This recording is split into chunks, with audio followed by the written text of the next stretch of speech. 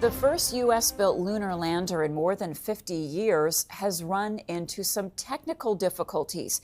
The astrobotic company behind the rocket says in a tweet that the spacecraft experienced an anomaly which has stopped it from pointing its solar panels at the sun. This means without the ability to charge the batteries, the mission won't be able to proceed.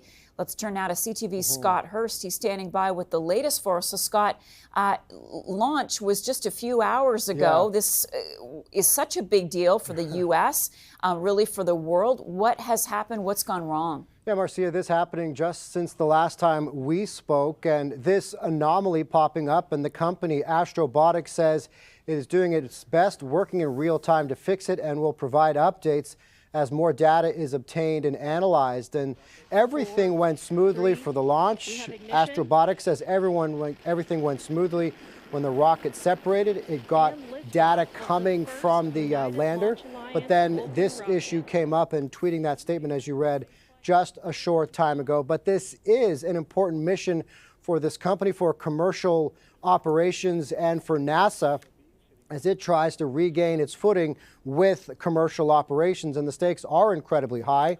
This is the first commercial lander potentially to touch down on the moon ever, and the first lunar landing mission to launch from the U.S. since the early 1970s, and that is the end of the Apollo space missions. Here's more from CTV science and technology expert Dan Riskin on the importance of this mission.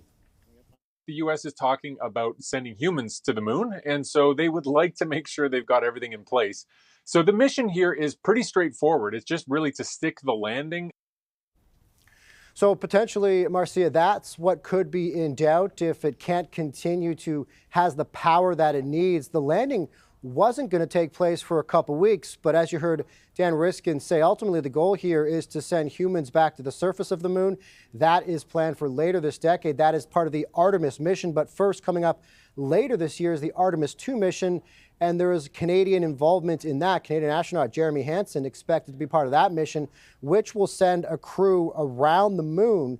And so these are the steps that NASA is taking with commercial operations to ramp up its space program once again, as there has been a reigniting of the space race and the goal potentially of sending humans back to the moon, Marcia. Yeah, and a lot of space or payloads on this spacecraft, a lot really at stake.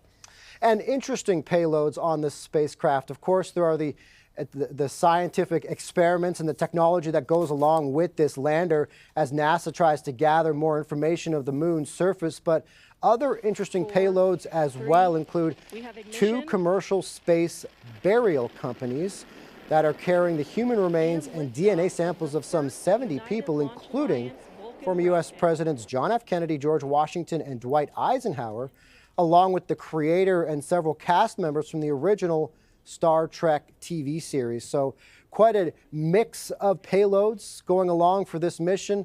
Of course, for the NASA-specific payloads, gathering that information is crucial as they try to build on every mission, as I said, of the goal of getting humans back to the moon, Marcia. Okay, please let us know what you learn. Again, some technical problems for this lunar lander. We will be watching developments really closely. Thanks for that, Scott.